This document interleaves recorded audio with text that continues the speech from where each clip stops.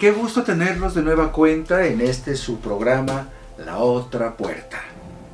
Bueno, pues el equipo que conforma este trabajo pues se esmera siempre en ir un poquito más allá de lo habitual. Por ello les damos la bienvenida a toda aquella persona que desee conocer los portentos, los misterios, los milagros, las celebraciones y cosas insólitas que están muy incrustadas en nuestra cosmogonía en Mesoamérica. Bueno, pues hoy vamos a ir al estado de Campeche. Vamos a abordar el tema de los cantos a los aluches. Sí, hay una ritualística maya muy antigua que se refiere a que hubo un tiempo en que los aluches y los seres humanos nativos de esa región de la península yucateca era estrecha, era armoniosa.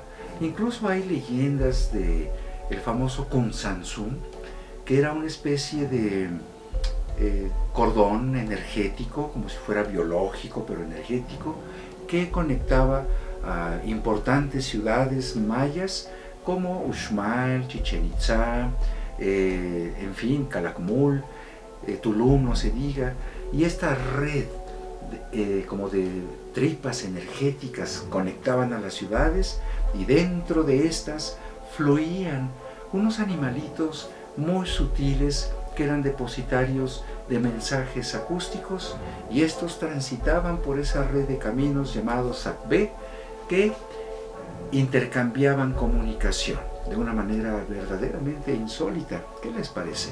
Bueno, pues en aquellos tiempos los aluches estaban muy vinculados sobre todo a la producción agrícola de las comunidades mayas, como hasta la fecha.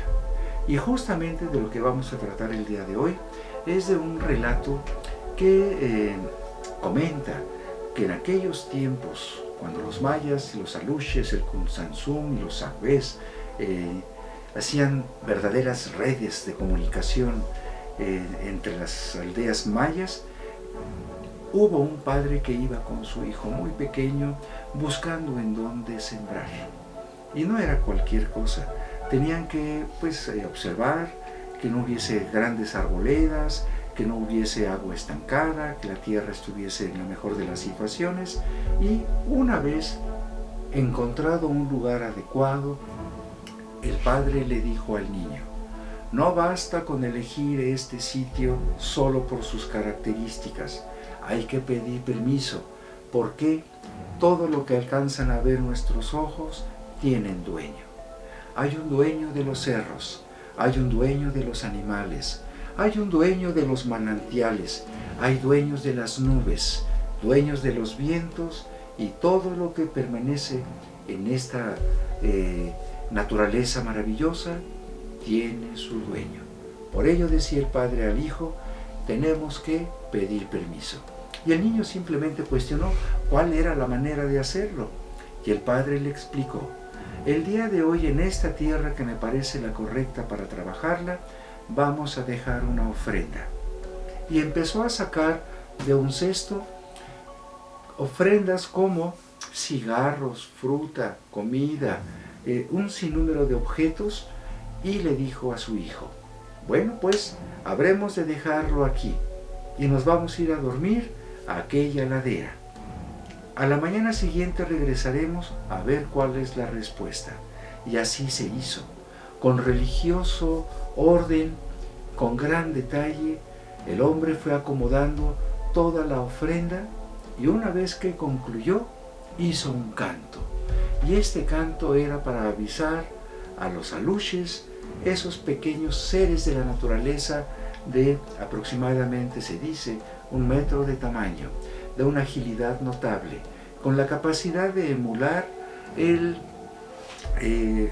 sonido de muchos animales, como el mono zaraguato, el aullador, como los jaguares, los jabalíes, los venados, armadillos y un sinnúmero de especies. Ellos la emulaban, y se dice que lo hacían para alejar a ladrones de las sementeras de los sembradíos, así como a profanadores e invasores de los lugares sagrados, como tumbas y centros ceremoniales antiguos.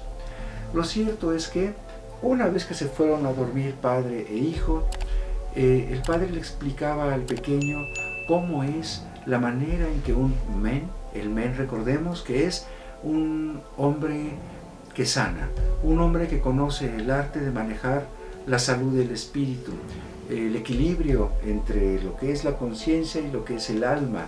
Son personajes muy sabios y conocedores de cuál era el procedimiento.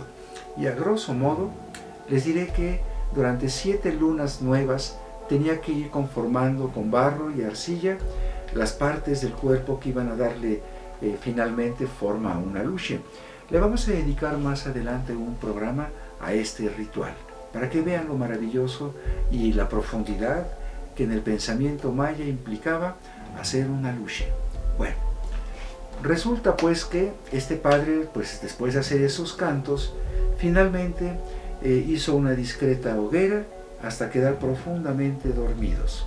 A la mañana siguiente se levantaron antes del alba y fueron al paraje para ver si la ofrenda ahí permanecía, y efectivamente ya no había nada.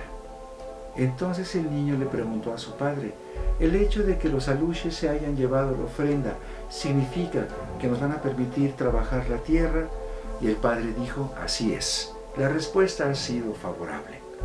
Y el niño inteligentemente pues le replicó: ¿no será que algún animal se lo haya llevado?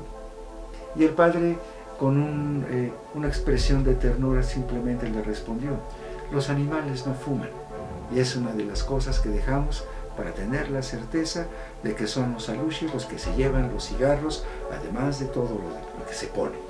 Entonces el niño, complaciendo pues la respuesta, finalmente se puso muy contento, y el padre comenzó a marcar pues cada una de las esquinas de la tierra a trabajar, prometiendo que la iba a respetar.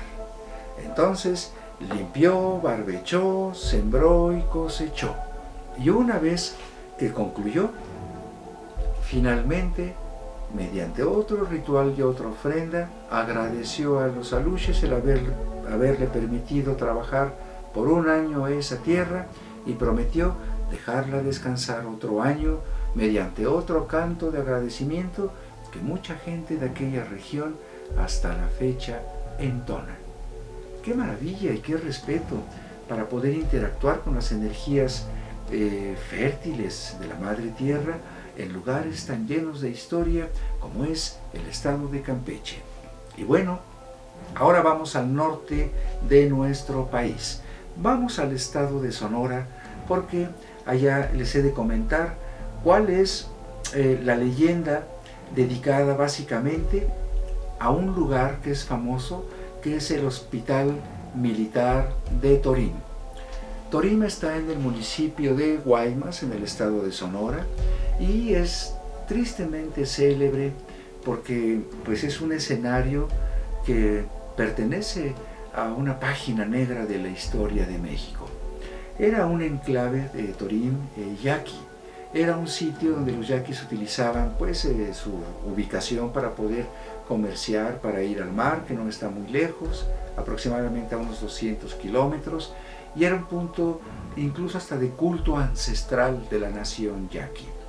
Lo cierto es que en tiempos del Porfiriato, algunos militares que ya habían visto la riqueza de los recursos naturales, los bosques, lo fértil de algunas regiones, y la ambición inflamó su pensar, de tal manera que se ideó cómo arrebatarles a la nación yaqui esas tierras, y sin menor miramiento Porfirio Díaz ordenó a sus generales ambiciosos el proceder capturando y esclavizando a aldeas completas de yaquis que eran trasladados después en ferrocarril con 2 destinos: a Valle Nacional en el estado de Oaxaca y al estado de Yucatán, a los sembradíos de Enequén, llamado en aquel entonces el Oro Verde.